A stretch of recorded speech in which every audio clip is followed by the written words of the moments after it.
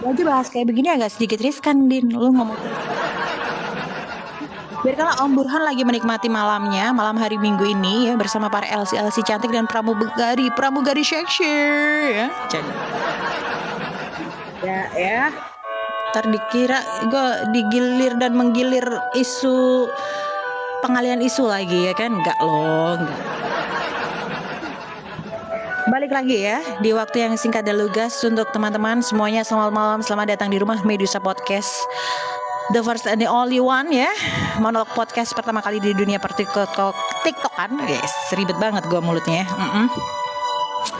Jadi siapapun yang baru bergabung dengan Medusa, rumah Medusa Podcast bersama Medusa di sini, baik teman-teman dari platform Spotify, YouTube dan juga di TikTok ya, of course.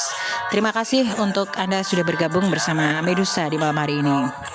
Sesuai tematik malam hari ini kita bicara tentang Hai Om Jimmy, sandiwara kaum berdasi di saat panggung politik tak ubahnya film bokep murahan, penulahan basah yang akhirnya jadi basi.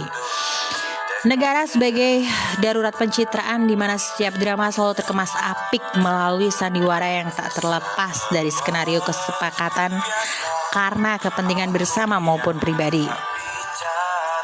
Politik bukan selalu soal tahu-menahu bagaimana seolah sebuah pengolahan dalam berpikir, bertindak, tapi juga cara tentang dukungan pembentukan peran.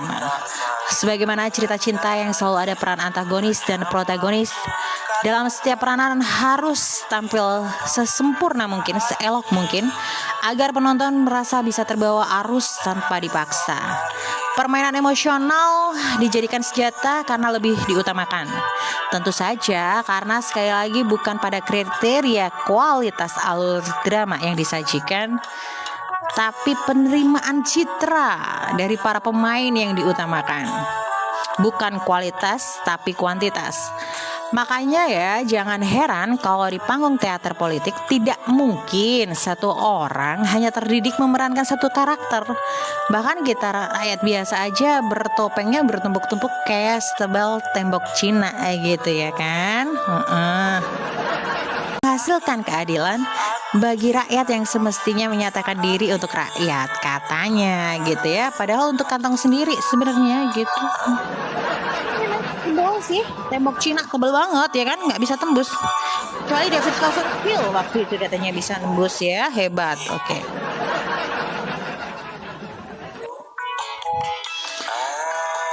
Dan bicara demokrasi gitu ya, kadang-kadang pemahaman itu selalu terbalik dan dibalikan oleh entahlah berantah pengalian isu mungkin namanya ya.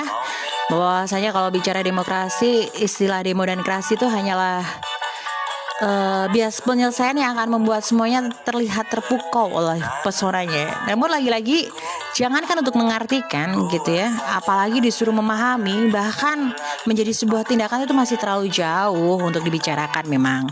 Makanya ya sekali lagi, demokrasi itu apa gitu? Demokrasi itu hanya diambil sebagai sebatas kamuflase terminologi bahasa kalau di negara Konoha ini. Kenyataannya begitu ya Din ya. Yang hanya diambil secomot dari tutur bahasa aslinya aja gitu tanpa harus memahami kedalaman demos itu apa, kratos itu apa. Karena demo diambil dari bahasa Latin demos yang artinya tuh orang banyak mengacu pada kelompok besar. Sementara krasi yang tersusun juga dari bahasa Latinnya kratos itu artinya kekuasaan, kekuatan atau pemerintahan. Jadi bukan sekedar memimpin tapi juga mengendalikan artinya. Kesimpulan yang diambil sama kayak gue bilang tadi, cuman diambil sebagian, secomot tanpa dimengerti, tanpa dipahami, akhirnya cuman digombalisasi gitu ya kan.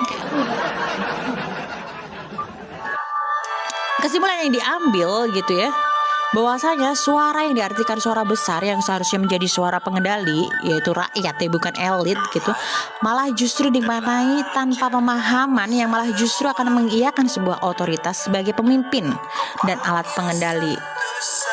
Jadi pemerintahan itu bukan oleh dari dan karena rakyat, tapi oleh dari karena pemimpin bukan rakyat ya.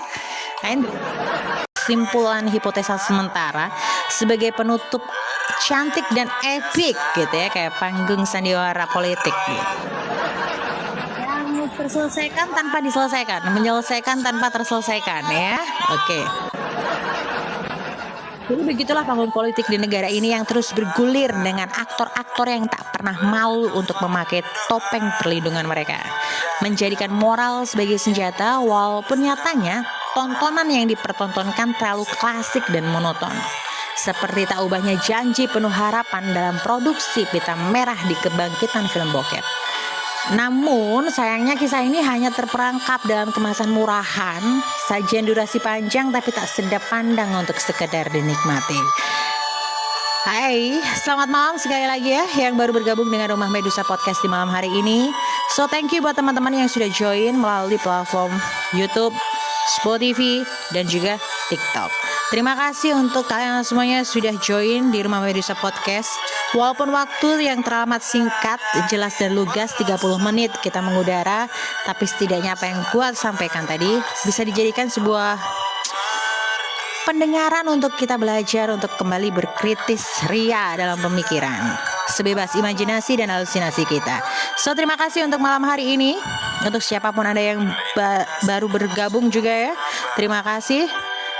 Selamat malam dan selamat menikmati hari Minggu malam Anda.